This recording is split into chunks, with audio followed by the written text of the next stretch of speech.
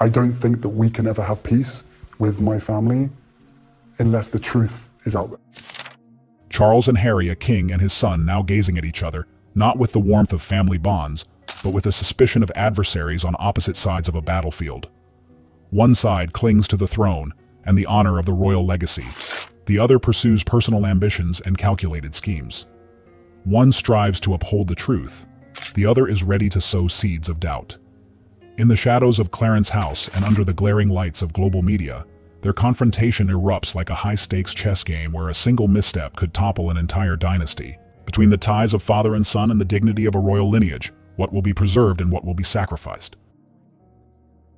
In recent decades of British royal history, few periods have witnessed such a visible fracture within this once united dynasty, a rift that has kept the world watching and debating endlessly. At the center of this division stands Harry, the younger prince, who was once adored for his warmth, candor, and reputation as a courageous soldier. But that image transformed into controversy when he chose to abandon royal life in pursuit of privacy and independence across the Atlantic. From that decision onward, his relationship with his father, King Charles, deteriorated into a deep and painful divide, one that was not only personal, shaped by the fragile bonds of father and son, but also symbolic of a monarchy struggling to adapt to modern expectations. When Harry and Meghan formally stepped back from royal duties in 2020, he didn't retreat into silence. Instead, he appeared on major American television networks, delivering candid interviews that accused the royal institution of emotional neglect and painted his upbringing as one filled with unhealed psychological scars inflicted by his father, then Prince Charles. What began as private grievances soon evolved into a public crusade. Together with Meghan, he released a documentary series and his memoir Spare, brimming with sensitive revelations. Each episode, each page, and every spoken word seemed to slice through the carefully preserved image and dignity of the royal family like a blade. For Charles, who ascended the throne in 2022 following Queen Elizabeth II's death, the weight of responsibility had never been greater. He faced the dual challenge of proving himself a capable sovereign worthy of his mother's legacy, while simultaneously enduring the heartbreak of watching his own son become in many ways an adversary. The deepest wound came not from critics or political rivals, but from the very child he had once cradled, guided through youth, and proudly seen wear the nation's military uniform. Charles's suffering was layered. As a father, he felt the agony of rejection. As a king, he endured the humiliation of seeing his authority challenged by his own blood. Advisors frequently urged him to remain silent to let time dull the pain. Yet silence was no simple refuge, for every new interview, every publication, and every accusation reignited public curiosity. Why won't the king respond? Why doesn't Charles speak? Such questions didn't merely haunt him personally. They jeopardized the monarchy's integrity in the eyes of the people.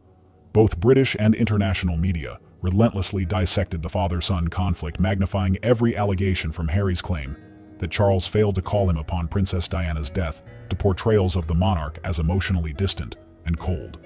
Whether fact or embellishment, these details unsettled a public long accustomed to viewing the monarchy as dignified and ideal. Charles's image as the newly crowned king grew increasingly clouded by doubt and unease. Meanwhile, in the United States, Harry appeared increasingly comfortable in his role as an outsider. He became a regular guest on talk shows, embodying the notion of a free life unbound by royal protocol. With each appearance, he skillfully blended charm with subtle criticism, targeting his father's leadership and the monarchy's outdated traditions, transforming an already fractured relationship into a seemingly irreparable divide. Yet fate presented one final chance at reconciliation: the Wellchild Awards 2025, a charity event supporting ill children where Harry had long served as patron. When he announced he would attend in person, the media erupted with speculation: will Harry see his father? A final chance for peace, royal reunion, or irreversible split? The growing public interest placed quiet but undeniable pressure on Charles: either refuse the meeting and risk being branded unfeeling, or accept and project the image of a forgiving father. Inside Buckingham Palace, counselors meticulously assessed the risks, warning that Harry rarely arrived without an agenda, that even a private meeting could be leaked, and that one careless phrase might ignite another press firestorm. Still, after nights of deliberation, Charles gave his consent. For all his kingly caution, his heart as a father still longed to believe in redemption, to grant his son one last opportunity, even if it might end in renewed heartbreak. Thus, in early September 2025, just days before the 8th, the news broke: King Charles and Prince Harry would meet privately at Clarence House. The media quickly labeled it make or break the encounter that could mend or forever sever their bond. Public sentiment was divided between optimism and doubt. Within palace walls, tension thickened. For everyone understood that behind those closed doors lay not merely a father-son conversation, but a confrontation between duty and affection, legacy and love, the fractured past, and the uncertain future of a dynasty. As dusk settled over the domes of Buckingham Palace, Charles sat in his study, eyes drifting toward the garden where he once walked hand in hand with his young sons. The thought echoed through his mind: is this the final time I can still call him my son? It wasn't a fleeting worry, it lingered, carving deeper lines into his weary face. Within him raged a fierce conflict, the father yearning to protect his child, convinced that love could still heal, and the monarch who knew that even the smallest misstep could imperil the crown. This inner battle left him frozen in reflection, overwhelmed by memories. Harry's childhood laughter, his tentative steps in the garden, now intertwined with the sharp sting of recent betrayals. Alone, he bore the weight of both. And in that solemn moment, Charles understood whatever the outcome, this meeting would determine not only the future of their relationship, but also the world's judgment of the royal family itself. Amid a tense global atmosphere and political uncertainty, Clarence House on the evening of September 8, 2025 became the very center of the world's gaze. The old mansion's walls seemed to murmur secrets of power, pride, and betrayal, as Prince Harry, the once celebrated son now viewed as a figure of division, passed through its iron gates surrounded by a storm of flashing cameras. Dressed impeccably in a navy blue suit, his expression was sharp and measured, like a man stepping into a contest whose outcome only he could foresee. Outside, journalists crowded in chaos, microphones clashing, shouts overlapping in the air. One reporter yelled whether this would mark a turning point for the fractured royal bond, while another cynically asked if Harry's visit meant reconciliation or yet another attack. Guards stood stiff and alert, scanning each car with unwavering precision. Then, through the crowd's uproar, a black Rolls-Royce glided to a stop. Its door opened, and Harry stepped out, managing a polite smile toward the flashing lights. But behind that practiced expression, the eyes of a 41-year-old man, once soldier, once prince, held a cool and unreadable resolve. Guided through Clarence House's long corridors lined with ancestral portraits, staring down like silent witnesses to centuries of royal triumph and tragedy, Harry's footsteps echoed against the polished wood. When the grand oak doors opened, he entered the drawing room, a space glowing with firelight, yet weighed by tension.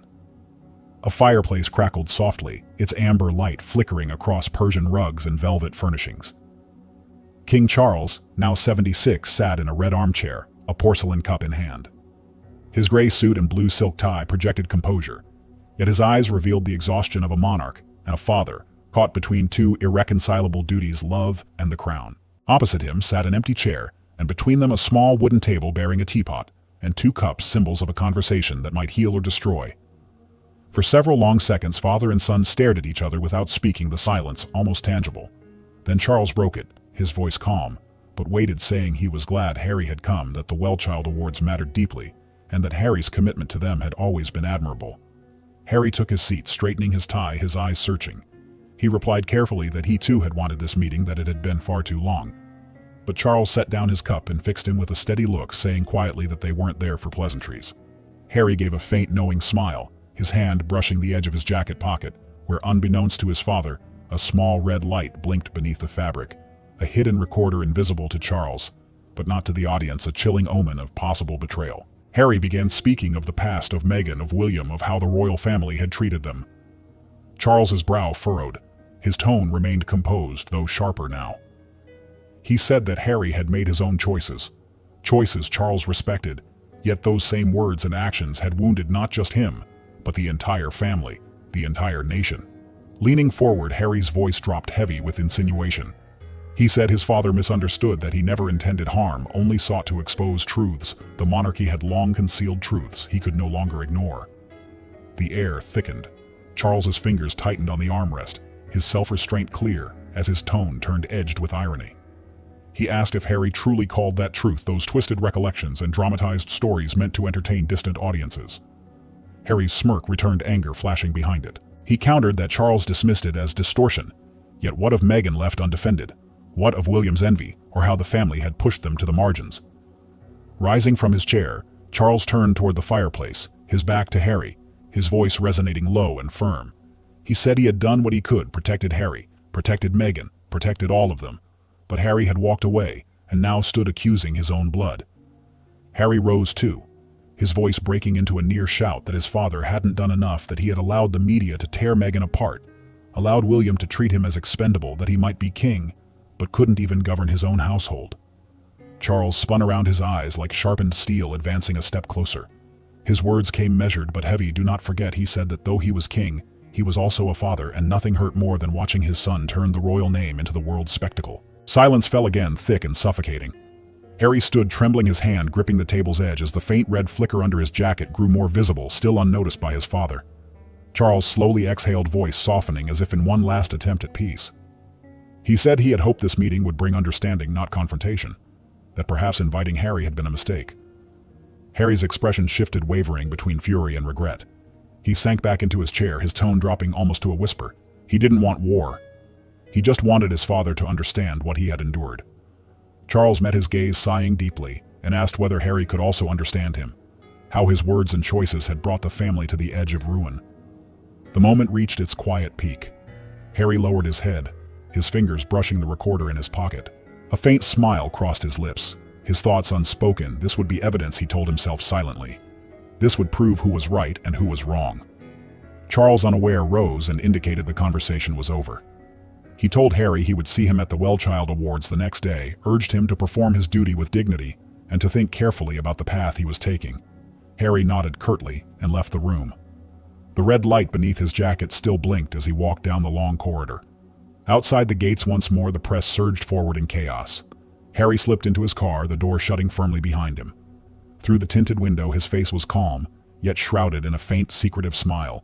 Reporters shouted questions into the dusk. The meeting's over. But was it reconciliation, or the dawn of another storm? Night fell, and Clarence House stood silent, its windows darkening beneath the London twilight, waiting, it seemed, for the next tempest to break. Only days after the fateful encounter at Clarence House, as memories of that dusky September 8, 2025 evening still lingered in the minds of journalists, a media explosion erupted from across the Atlantic, like a dagger thrust straight into the heart of the British monarchy. A notorious American tabloid unveiled a bombshell headline: "Explosive audio leak, King Charles insults his son and daughter-in-law." The paper released an edited audio clip, deceptively spliced, in which Charles's normally composed, regal tone was warped into biting contempt, making it sound as if he had called Prince William jealous and unfit to succeed, and branded Meghan a disruptor dragging Harry away from royal duty. The brief segment spread at lightning speed, broadcast repeatedly across international outlets, BBC, CNN, Al Jazeera, and saturating social media feeds. Commentators dissected it, critics gloated, and pundits unleashed scathing takes. The scandal struck Charles's already delicate credibility with devastating force, igniting a global wave of outrage that left the monarchy reeling. Inside Buckingham Palace, panic rippled through once quiet halls. Corridors that had echoed only with formality now thundered with the brisk steps of guards and advisors. Telephones rang incessantly. Screens flashed red with alarming headlines. In a closed chamber, senior aides gathered, faces drawn tight. One reported voice trembling that "Down with Charles" had exploded on Twitter, amassing millions of posts condemning him as a cold, autocratic ruler, unworthy of his crown. Reddit threads and online forums reignited discussions from Spare, aligning the leaked audio with Harry's past accusations to reinforce the narrative of royal cruelty. Whispered conversations among palace staff began pointing toward one possibility: that only Harry could have had access to such a recording, though no one dared voice it publicly. Suspicion spread quietly through the palace like a toxic mist, infecting trust at every level. In his study, King Charles sat utterly still behind an antique desk, his eyes fixed on a portrait of Queen Elizabeth II, as if seeking strength from his late mother's steady presence. In one trembling hand, he held a newspaper bearing the damning headline, "King Charles, betrayer of his own blood." A storm raged inside him, the anguish of a father betrayed, and the fury of a sovereign slandered. He knew the audio had been twisted, its meaning deliberately perverted. What he'd said during that private meeting bore no resemblance to the venom now echoing across airwaves. Yet what cut deepest was the realization that the betrayal might have come from Harry, the very son he'd yearned to make peace with. Images of that meeting surged through his memory. Harry's piercing words, the flicker of unease behind his eyes. Reluctantly, Charles faced the dreadful conclusion: his son's visit had never been about reconciliation. It had been a carefully laid snare. Across the ocean, Harry appeared calm in a short television interview. When pressed about the leaked recording, he offered only a slyly vague response. The truth always finds a way to reveal itself. The remark, though evasive, was enough to fuel the storm. public opinion turned harsher toward Charles. Meghan, though unseen, became the face of sympathy in countless articles painting her as the victim of prejudice and royal disdain. Online movements surged with hashtags like "All Our Justice for Harry and Meghan," and even calls for the abolition of the monarchy, a crisis that threatened the crown's very legitimacy. Inside the palace, the situation worsened. Advisors warned that the scandal was jeopardizing Charles's upcoming international visits, key appearances meant to strengthen his image. Reports came in that governments in Canada and Australia were reconsidering their royal events, citing instability at the palace. One senior counselor, Voice Grave, warned that failure to act swiftly could stain Charles's reign forever. The king listened, silently nodded, once his face etched with grief, but also resolve. He knew what must come next. To defend the throne, he would have to face a terrible truth, even if it meant confronting his own son. Meanwhile, within the royal circle, Prince William and Princess Anne began operating discreetly. William, burning with anger, summoned his closest advisors at Kensington Palace, declaring the family must uncover who leaked the recording, not only to restore their father's honor, but to save the monarchy itself. Anne, sharp and methodical, quietly contacted intelligence sources, tracing the file's path from Clarence House to U.S. media servers. Both siblings reached the same conclusion: Harry had motive, opportunity, and access. But they also understood that accusing him publicly without proof would deepen the crisis, making the royal family appear vindictive and oppressive. Around the world, public opinion closed in on Charles. Major newspapers, The Guardian, The New York Times, Le Monde, published blistering op-eds labeling him the king of division. Talk shows analyzed every second of the audio, portraying him as domineering and heartless.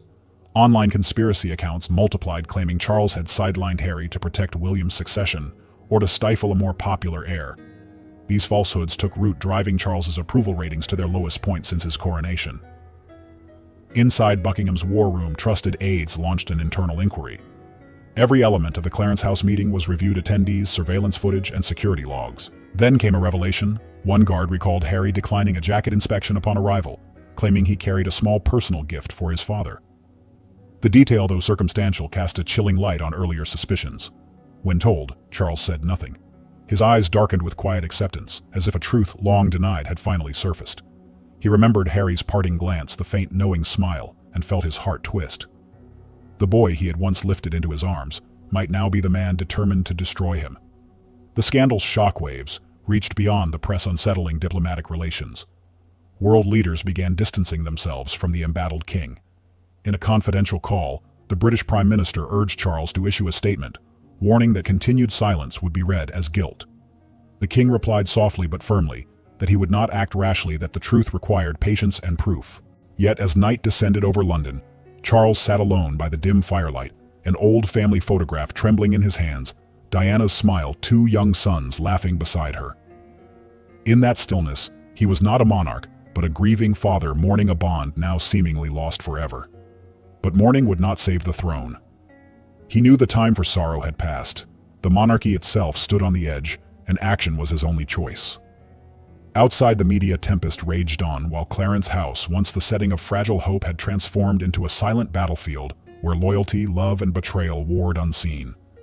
The world now waited to learn who would emerge unbroken when the storm finally cleared. In the tense days that followed the shocking leak, Buckingham Palace was gripped by an air of suffocating unease. The once orderly corridors where the quiet echo of guards' boots had symbolized centuries of calm authority now pulsed with whispers, suspicion, and the urgency of strategy. Prince William and Princess Anne, pillars of stability within the royal ranks, mounted a discreet yet relentless campaign to reclaim King Charles's dignity and preserve the monarchy from the storm threatening to shatter its centuries-old foundation.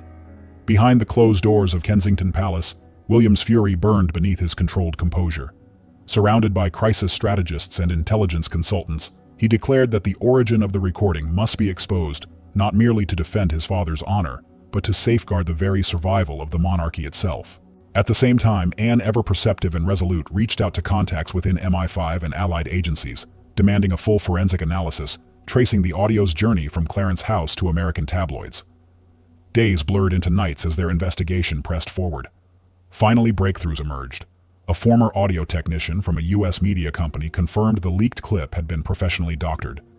Charles's words deliberately rearranged his tone, digitally altered, transforming expressions of concern into cruel barbs. More damning still, an anonymous source from Los Angeles provided what appeared to be the unaltered original recording, reportedly sent by Harry or someone close to him before manipulation. When analyzed, it revealed a very different story. Charles had not attacked. He had pleaded for understanding, for reconciliation, for his son to reconsider. His tone was sorrowful, not scornful. The father, not the monarch, had spoken. Within the palace, a veteran courtier who had served through 3 reigns confirmed one haunting detail. On the day of the meeting, Harry had subtly avoided a standard security inspection, claiming he carried a small personal gift for his father. Reviewing footage from Clarence House security cameras, the courtier identified a fleeting frame. Harry's hand brushing his jacket pocket, a faint red blink glimmering beneath the fabric.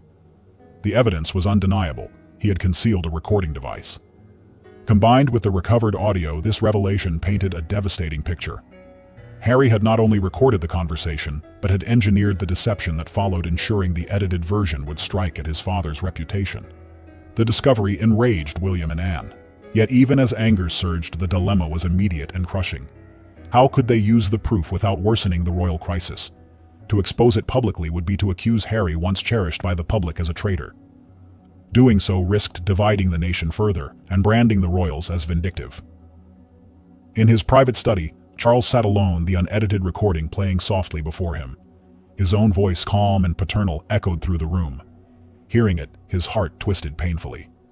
The meeting he had hoped would mend wounds had instead become the weapon of his undoing. The betrayal was complete.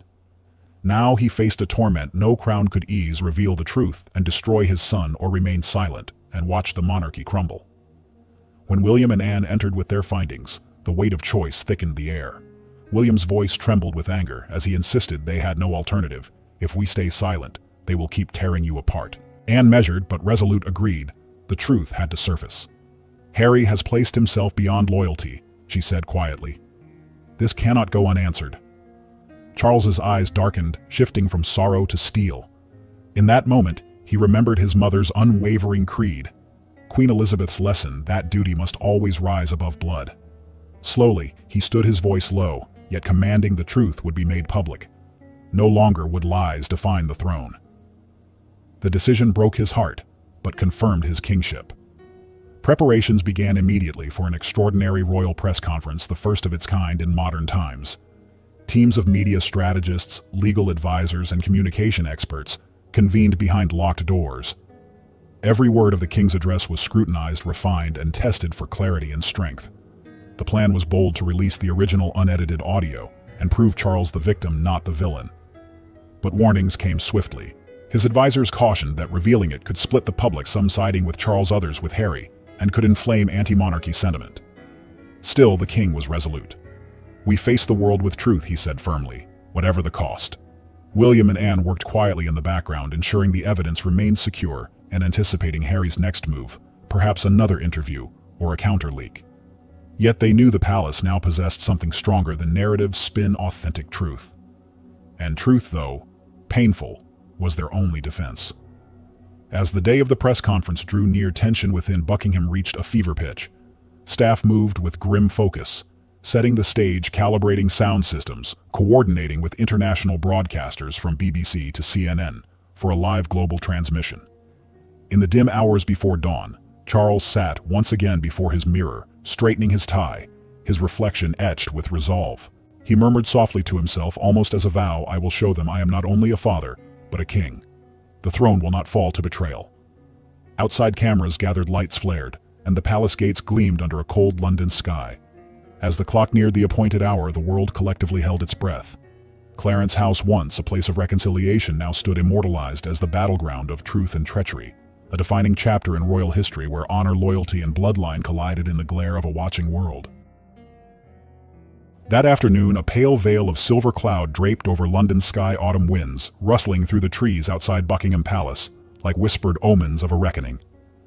As the wall clock gave its dry, deliberate chime, King Charles entered the press hall in a dark tailored suit and simple silk tie. His stride was slow but deliberate, his expression composed, though the fatigue of sleepless nights weighed beneath his eyes. He paused behind the podium, surveying the dense thicket of cameras before him, each lens a mirrored eye of the world, then began to speak in a low, steady tone. He said he stood before them not only as a sovereign bound by duty, but as a father who had known the taste of sorrow. He had chosen few words, he explained, so that truth not rhetoric might carry its full weight. The palace, he announced, would release the complete and original recording from the Clarence House meeting to end the spiraling speculation. What was about to be heard, he admitted, might pierce many hearts, his own included. But there were principles that could never be surrendered: the honor of the crown and the sanctity of words. At a signal from an aide, the right-hand screen lit with a timeline graphic. The left came alive with crisp, uncompressed audio, accompanied by the soft ticking of a clock and the crackle of a hearth. From that September 8th conversation, Charles's unaltered voice filled the room, measured, intact, sincere. He spoke of reconciliation, of the limits of truth, of love, tempered by duty. "I have always loved you," followed by "but love cannot free one from responsibility." He urged respect, honesty, and courage to stand against distortion. Each sentence landed with precision, every phrase intact, like stones paving a moral path.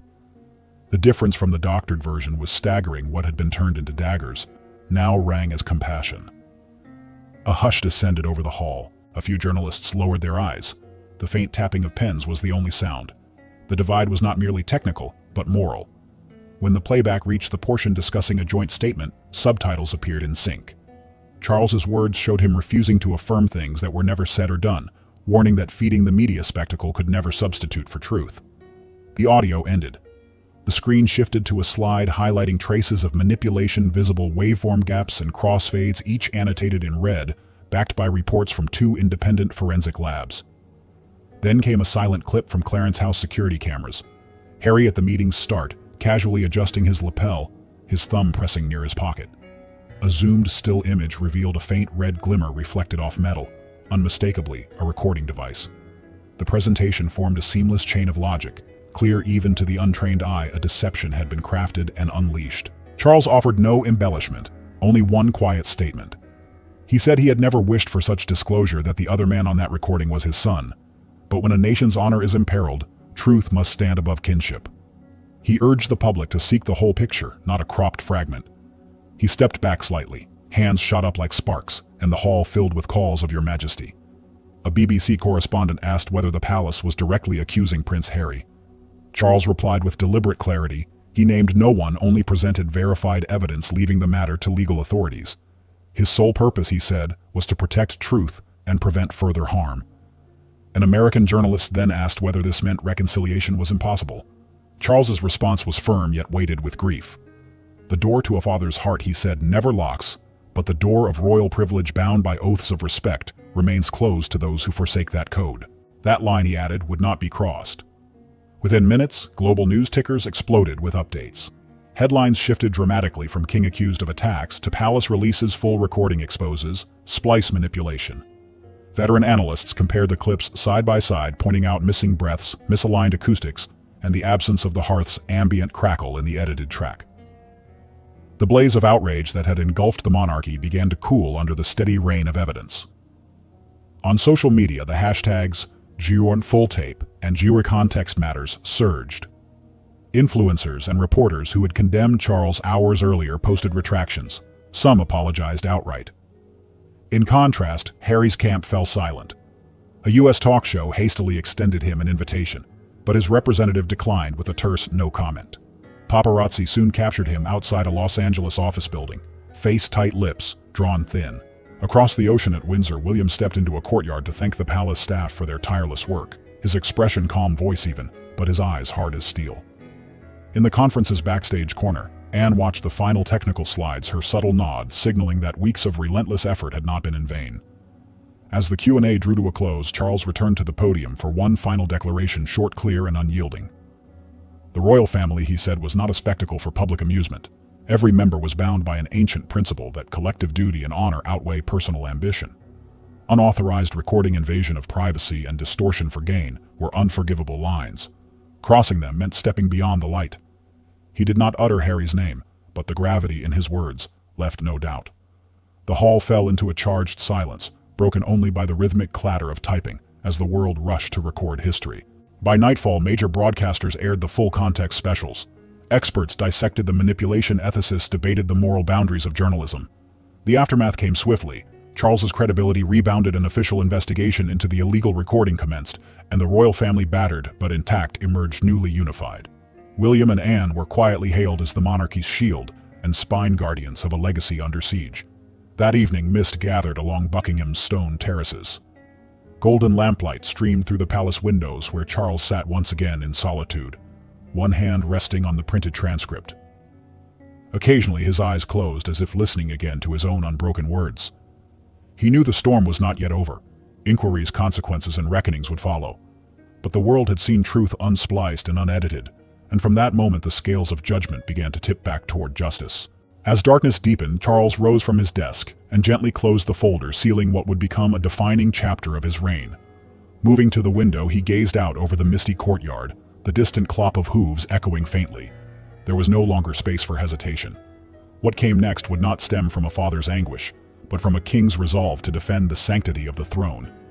In the reflection of the glass, his eyes gleamed steady aflame with decision. The time for leniency had passed. Tomorrow Prince Harry would no longer walk beneath the radiance of royal privilege. History would remember the day not for vengeance, but for the moment a king placed duty above blood to preserve the crown itself. What do you think about this story? Share your thoughts with us in the comments section. Remember to like, share, and subscribe for more. Also, click the next video showing on your screen. You will enjoy it.